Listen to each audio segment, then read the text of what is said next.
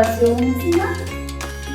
Me presento, yo soy Araceli Hernández, parte del equipo, y pues damos primeramente los agradecimientos a la Universidad Sierra Madre por prestarnos el espacio, y pues los invitamos a que, si no son parte todavía de esta gran familia, pues los invitamos a formar parte de ella.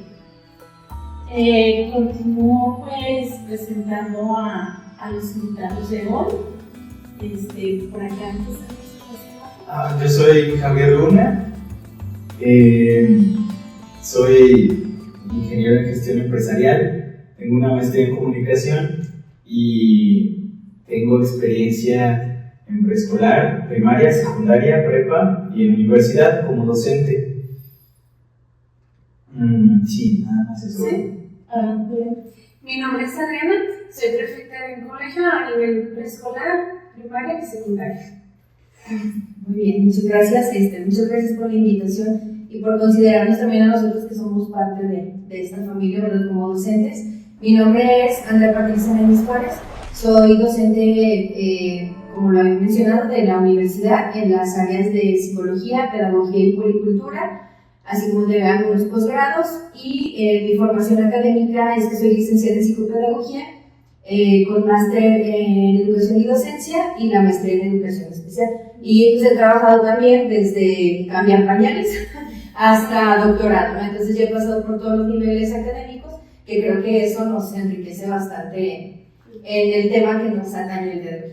Muy bien.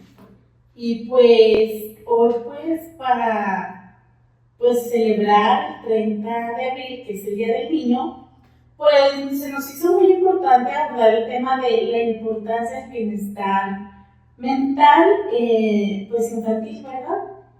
Y pues más que nada vamos a hablar ahorita pues de los beneficios que traerá a los niños, incluso ya cuando pues a la edad adulta,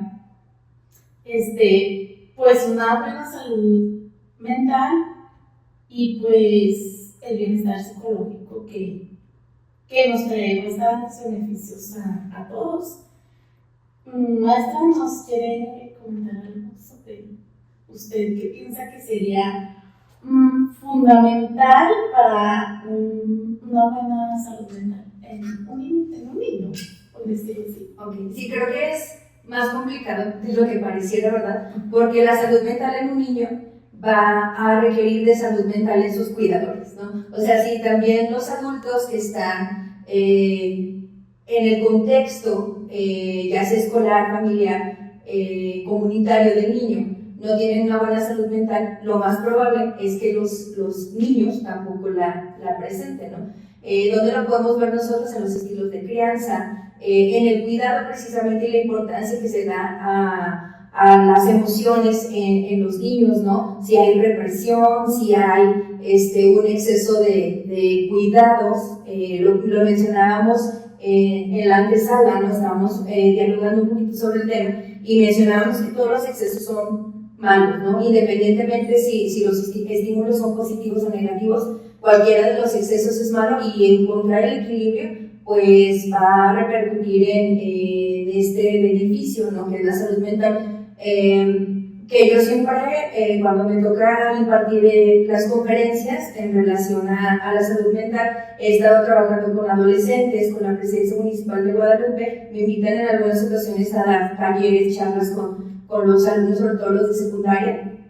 Hemos estado también en algunos centros de rehabilitación y vemos cómo esta salud mental, si se hubiera fortalecido desde la infancia, nos hubiéramos evitado tal vez muchas circunstancias en las que estamos en la actualidad, ¿no? Entonces creo que uno de los beneficios pudiera ser preventivo, ¿no? Ante dificultades como serían las adicciones, el descontrol emocional, y sobre todo el no atenderse con especialistas y valorar el trabajo de los especialistas, porque eso también es otro asunto que creo que a partir de pandemia ha mejorado bastante, pero sigue teniendo efectos todavía de desinformación, o de decir, si voy al psicólogo es porque ya tengo una enfermedad mental, y no tendremos que llegar a ese extremo, ¿no? Sino valorar el que tal vez lo que estamos experimentando sale de estos parámetros regulares, ¿verdad? Todos estamos tristes en algún momento, sí, hay que vivirlo. Todos estamos enojados en algún momento, hay que experimentarlo,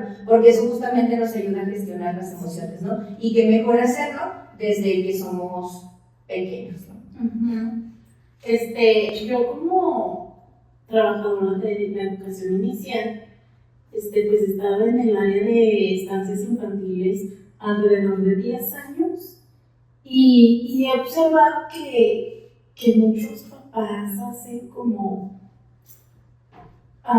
presente al niño algunos signos de inquietud o algo así, incluso a veces por falta solo pues de límites y lo dejan pasar. Cuando se les agrava el problema es cuando ellos deciden actuar, pero ya actúan como de esta forma de, ya están culpando al niño, o sea, no se están culpando a ellos, es que el niño tiene un problema. Y digo, ¿qué tan real será que el niño tenga un problema? Porque yo realmente siento que no, siento que es solamente el reflejo de lo que sus papás traen cargando. Yo creo que mi mamá siempre me dice, es que no naces con un manual, ¿no? Pues sí es cierto, pero creo que debería ser algo muy importante agregar en la sociedad, que los papás deberían educarse para ser papás, ¿no? Bueno, personalmente no tengo hijos, es uno de los miedos que yo tenía antes. Mis papás dicen, tú hombre, aprendes sobre la marcha. Y digo, sí, puede ser, y probablemente lo haga bien, ¿no? Dicen que lo único que necesitas para que salga bien el niño es darles cariño y estar atento a sus necesidades. Pero, ¿cuántos papás hay que no, verdad? ¿Cuántos papás creen que darles una golpiza es la solución para poner límites? O lo contrario, ¿no? Dejar que hagan lo que quieran es la solución para que crezcan bien.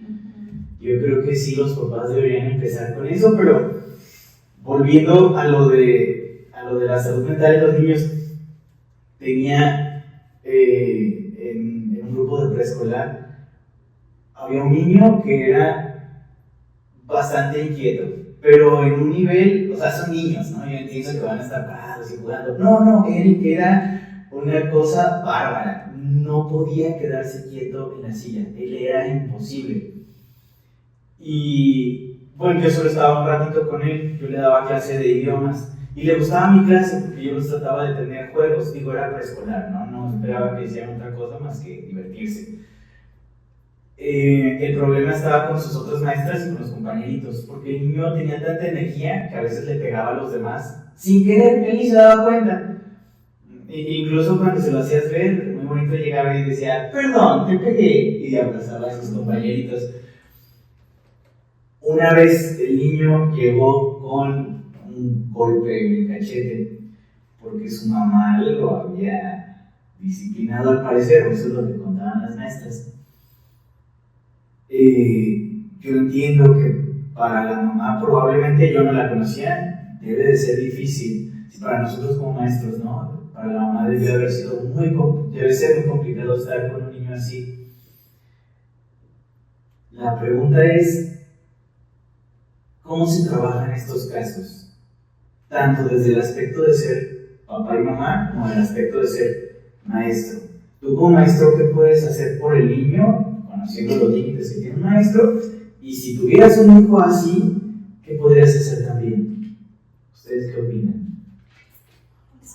Tristemente, como lo decía la maestra también anteriormente, en nuestra época los papás no estaban educados sobre las emociones. Entonces, para nosotros los hijos no supimos cómo expresar las emociones, cómo identificarlas. Entonces, ya fuimos creciendo sin esas emociones definidas y ahora es el problema, de que ahora sí hay, ya sabemos cómo definir las emociones, pero no se las llevamos a los niños, los papás no nos transmiten a los niños. Entonces, ¿cómo le hacen los niños? También. Claro, bueno, un poco así como los tres planteamientos, ¿no? Sí. Desde cierta perspectiva, Yo creo que hay diferentes panoramas, ¿no? Pero, por ejemplo, pues existen muchas estrategias pedagógico-didácticas que pueden ayudar al trabajo, por decir, los niños con TDAH que tienen justo problemas en algunas ocasiones para controlar impulsos, depende del diagnóstico, ¿verdad? Que es muy importante, o sea, aquí también es muy importante porque ya cuando hablamos de un trastorno del neurodesarrollo infantil, ya no es solamente los límites, o sea, por más límites que ponga el papá, el funcionamiento a nivel neurológico del niño no le da para identificar que se tiene que estar sentado. O sea, aunque él sepa que tiene que estar ahí y aunque el papá trabaje de cierta forma para que el niño lo logre, su cerebro no está funcionando de la manera adecuada como para hacerlo. Entonces ahí es cuando se necesita ya un apoyo externo y puede ser que hasta una medicación, no siempre, y cuando yo no estoy en contra de la medicación, siempre y cuando se haga de manera adecuada. Hay ocasiones en que los niños están medicados desde los 2 años cuando todavía ni siquiera puedes diagnosticar un TDAH, ¿no? Hasta los 5 años puedes empezar a diagnosticar. Entonces, ahí va como esta parte, no sé, si ya tengo un buen diagnóstico, hice una intervención, yo sé que la crianza en casa o las estrategias que yo estoy utilizando en casa, pues no funcionaron, ¿no? Porque la situación no es conductual. No, o sea, como tal, no es como una conducta que se pueda... Sí se puede modificar, pero va más allá de eso. O sea, que hay un mal funcionamiento a nivel neurológico que no te está permitiendo regular estas conductas, ¿no? Hay un mal funcionamiento de la manera frontal, ¿verdad? Donde no se puede, o sea, por más que lo intentes, no se puede. Entonces, ¿qué hay que hacer? Pues hay que buscar estrategias en base a algo tan importante que es la red de trabajo de profesionales o de los implicados en el caso. ¿Cuántos psicólogos trabajan de la mano con los docentes frente al grupo? O sea, a menos que estén en USAER, y eso ya USAER ya tiene unos parámetros diferentes, que viene en función de lo de la nueva escuela mexicana, ¿no? La nueva escuela mexicana, desde el modelo anterior, ya planteaba ciertos aspectos emocionales que los profesores tenían que meter hasta como materias, ¿verdad? Porque era la materia socioemocional. Entonces el profe tendría que impartir esta materia. Pero si el profe, era lo que les comentaba al inicio, no sé, si el profe no sabe ni siquiera identificar sus propias emociones, porque cuando era pequeñito su papá le dijo que es macho y que los machos no lloran, entonces ya hay una represión de emociones. Hay una imagen bien interesante que a mí me gusta, y ya les cedo la voz, hay una imagen muy interesante que me gusta bastante, que se ve como las generaciones, o sea, como el abuelo, el bisabuelo le grita al abuelo, el abuelo le grita al papá, y el papá trata de no gritarle al niño, ¿no? O sea, ya hay como que dicen romper los patrones, ¿no? Hay que romper como ese patrón, porque en cierta forma hay emociones reprimidas que tal vez en la infancia puede ser así como que, pues no le tomé en cuenta cuando se le rompió el juguete y le compró otro, estamos formando una sociedad que si se te rompe, no sé, cualquier cosa lo sustituyes por otro, entonces es desechable, es una sociedad desechable y eso es lo que estás formando. Cuando manejas de una manera diferente ese tipo de situaciones, pues los niños como que también lo entienden, o sea, pareciera que no están como en la etapa, ¿verdad? Pero a su forma y a su modo y a su perspectiva ellos van entendiendo como estos cambios. O sea, que si se rompió el juguete, bueno, pues era un juguete, era algo material, vamos a trabajar o vamos a tratar de repararlo, no sé, o sea, como diferentes estrategias, ¿no? Pero sí hay niños también que son hipersensibles, y ahorita los diagnósticos afortunadamente han avanzado mucho, y hay muchísimos niños con TDA que se identifican ya desde el diagnóstico o con trastorno del espectro autista, ¿no? Que ahorita el espectro autista nos vino a traer un rango de tan amplio que cualquier característica o ciertas características pueden entrar dentro del rango, pero todos son diferentes. Así como somos seres humanos diferentes, pues todos somos diferentes. Entonces ahí no sé, es algo bien interesante, pero tendríamos que sumergirnos mucho más que tiene que ver con la parte de la salud mental. O sea, todos estos trastornos del neurodesarrollo se abordan desde la salud mental.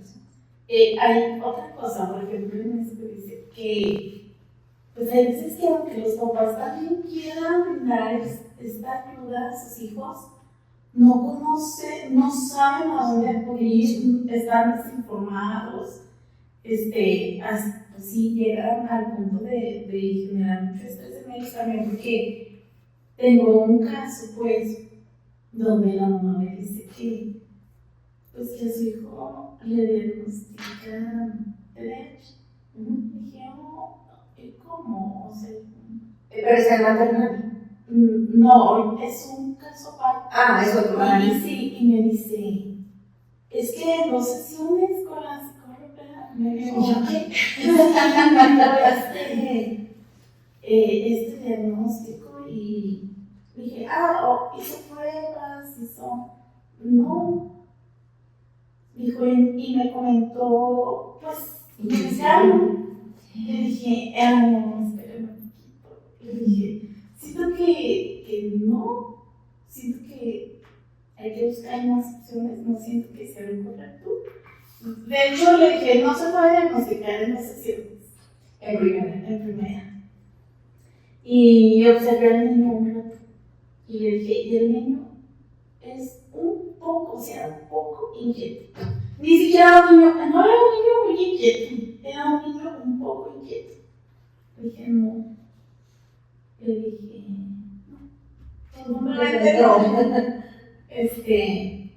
no. No creo que él trae mucha curiosidad por descubrir el mundo y todo. Le dije, pero de eso a que tenga trastorno de déficit de atención, pues es mucho.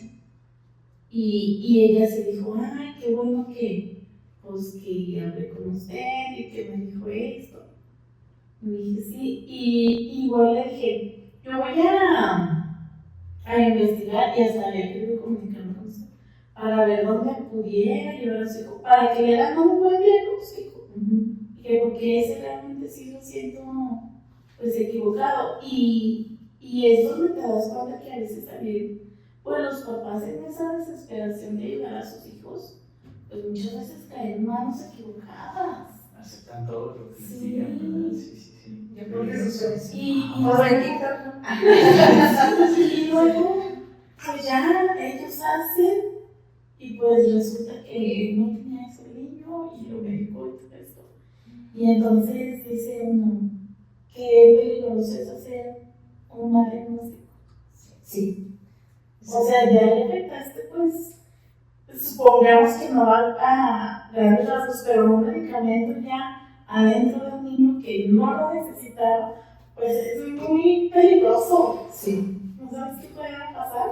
Sí, de hecho, todo ese tipo de diagnósticos se tienen que hacer, o sea, tanto desde el área psicológica como desde el área neurológica, ¿no? O sea, no puede haber un diagnóstico sin otro. Entonces, sí tiene que haber como algún estudio especializado, ¿no? Algún electroencefalograma, enfocado de acción, lo que sea, pero, bueno, lo que se recomienda, ¿verdad? Pero sí tiene que venir, como luego agarrar de moda decir que ese niño es imperativo, hasta ahorita es más, es imperativo, ay, digo, pero, o sea, ¿qué se refiere? ¿Qué quiso decir? Pero también lo dice como si fuera, no que fuera negativo, pero lo expresan así, es como, y está atendido, porque eso es una alteración, decimos, no es un mal funcionamiento a nivel neurológico, ¿no? Que puede tener, acciones hasta en contra de la propia vida del niño, ¿no? Yo ahorita quiero cederle la voz, pues a la voz que está ahí atrás escuchándonos, muy atento, y pues me interesa saber su punto de vista. Pues yo siempre he tenido una crítica muy actual con respecto a cómo ahorita tomamos el DSM-5 como si fuera una Biblia o como si fuera un recetario y luego abusamos de él. Creo que yo no estoy tan en contra del DSM-5, sino más bien de las malas prácticas y de los malos diagnósticos que se hacen a través de... No sé ustedes qué opinan al respecto. Ay, sí, siento que todos ya, o sea, tienen su librito y lo sacan, ¿quieres esto? ¿Cómo quieres esto? A diestra y siniestra, o sea, es más, pararon y van caminando, y ella tiene esto, y ella tiene esto. Y reparten. Y pues no es como reliquia, pues ahora aprendiendo, pues.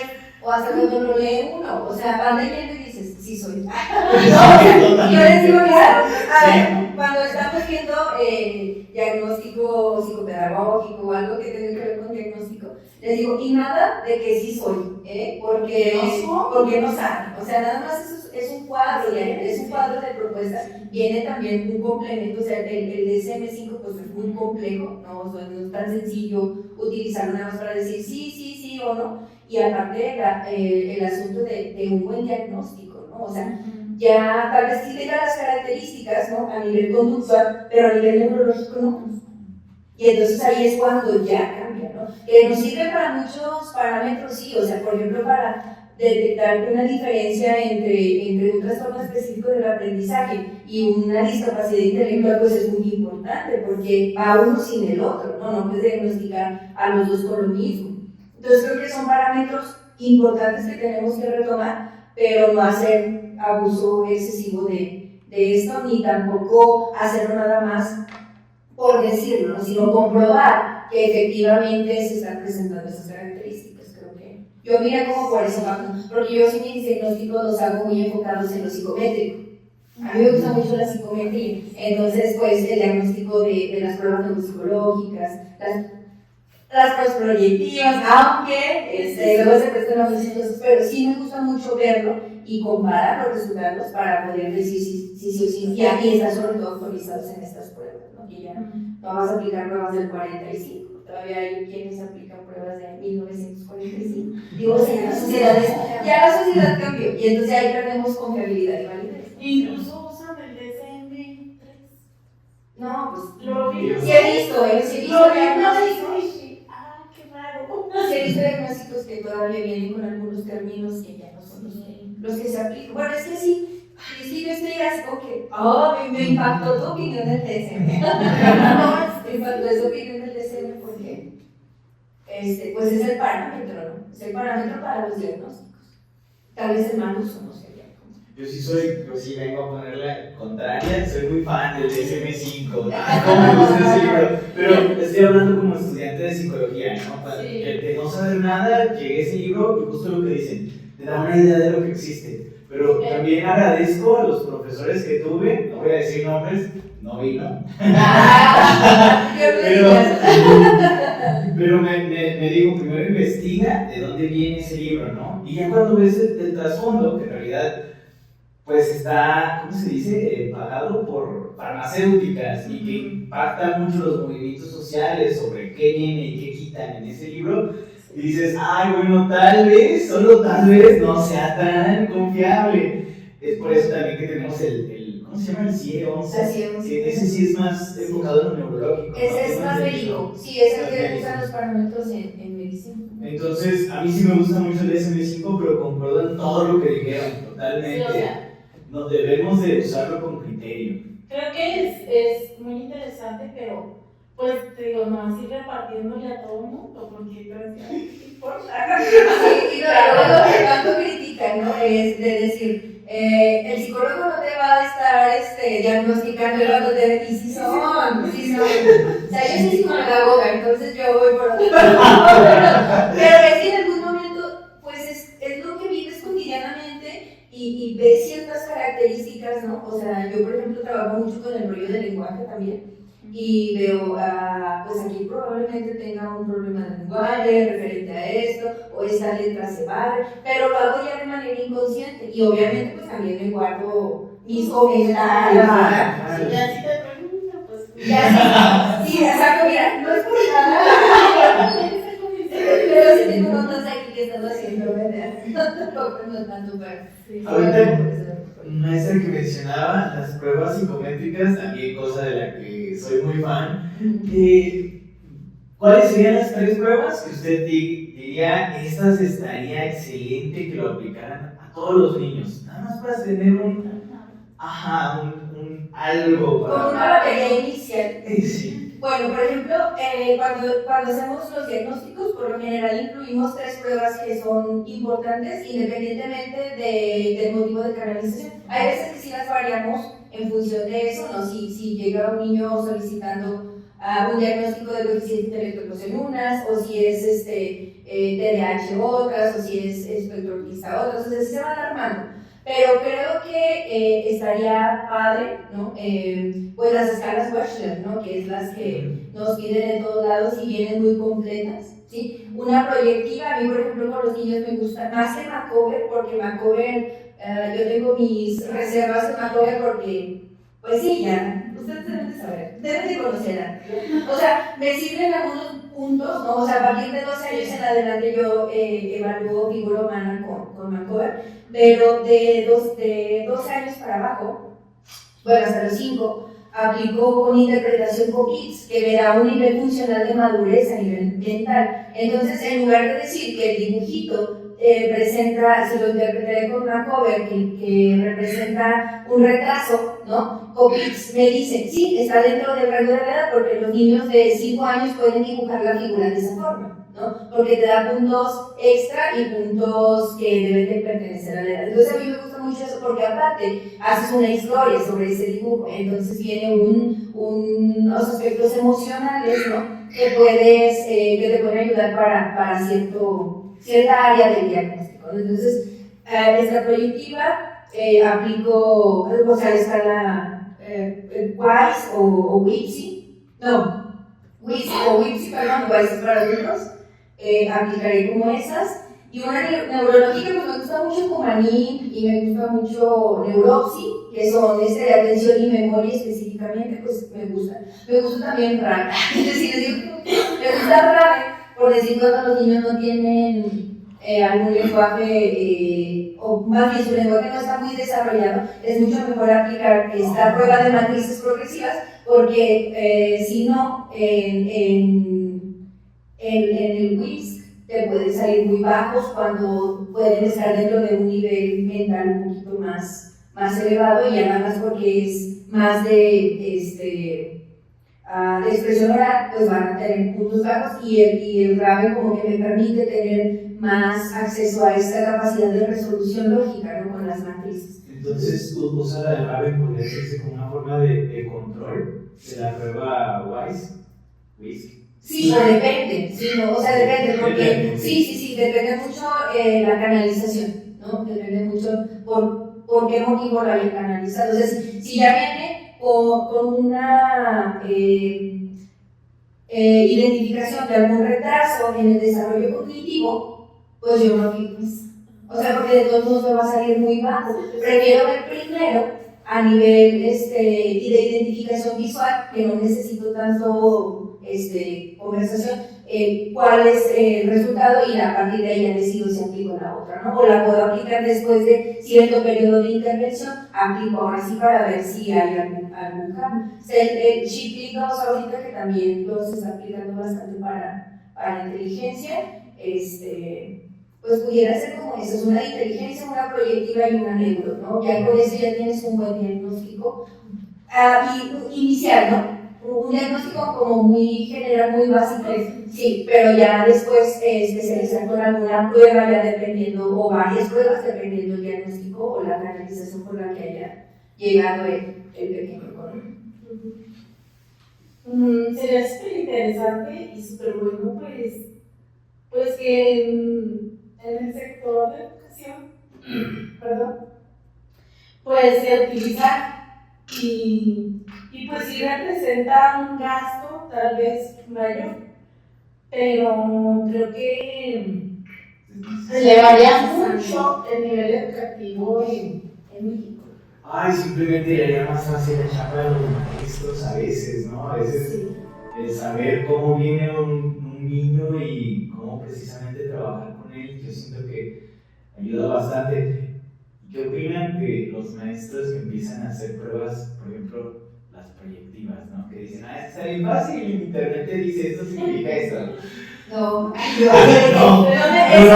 no me lo tomen, porque justamente es desvalorizar el trabajo del psicólogo que se preparó tanto tiempo específicamente en esta área como para decir, pues yo veo el dibujito y ya sí está despeinado. A mí me dijeron que tenía conflictos, ¿verdad? O sea, no va tanto por ahí, y depende también mucho de la interpretación. Hay Budenov, hay Covitz, hay Macovers, hay una gama todavía muy amplia de eso, y lo siento que es como decir, es que los taxistas, con todo el respeto, o sea, sí con todo el respeto, pero cuando dicen, es que yo no puedo dar terapia, porque las personas que se suben al taxi platican conmigo y a mí ya deberían de darme el título de psicólogo, o las personas que cortan el cabello, pero no es lo mismo, o sea, sí te expresas y sí dialogas y sí hay como esa apertura para comentar las situaciones en las que estás pasando, pero sí el asunto terapéutico ya es... Sirve de catarsis, pero hasta ahí. Pues es una catarsis, pero no llegas a ningún lado de cualquier Creo manera. que va por ahí, ¿no? O sea... Y te van a aconsejar algo que dices tú, ay, Dios mío. Sí, o puede ser que te aconsejen algo que sí, pero no se compara con el tener esa misma charla tal vez con una persona que aparte no tienes un contacto por la parte ética, ¿verdad? También es otro asunto, y que está preparado justamente para eso y está estudiado y está especializado para brindar la mejor de las atenciones, ¿verdad? Sí. A mí me encanta esto. Y siento que se nos queda tanta información en el aire y se me fue el tiempo rapidísimo. Ay, sí, a mí también. Que haya la segunda cuando esté el peluche del águila, ¿verdad, maestra? Sí. Así es. ¿Nos quieres decir algo, Luz? Sí, a mí me gustaría hacer una invitación a todos los papás para que de alguna forma se preocupen por la salud mental de los niños. Y justamente como decía la maestra y cuando inició el podcast, ¿verdad? Que iniciemos por la salud mental primero de los papás. Sí, es muy, muy importante. A mí me gustaría decir una frase que leí, por eso estoy leyendo el tema. El mejor medio para hacer buenos a los niños es hacerlos felices. Oscar Wilde. Es bonita, y sí. Y creo que todos, como maestros y como papás, pues nos llevamos una gran tarea a casa y a la vida. Porque eso es realidad, una tarea. Y pues agradezco que hayan venido, agradezco su tiempo. Y pues, y pues estoy muy contenta y pues gracias a todos. Igual, muchas gracias por la invitación. Maestra, fue un gusto haberla conocido. Qué bonito compartir este espacio.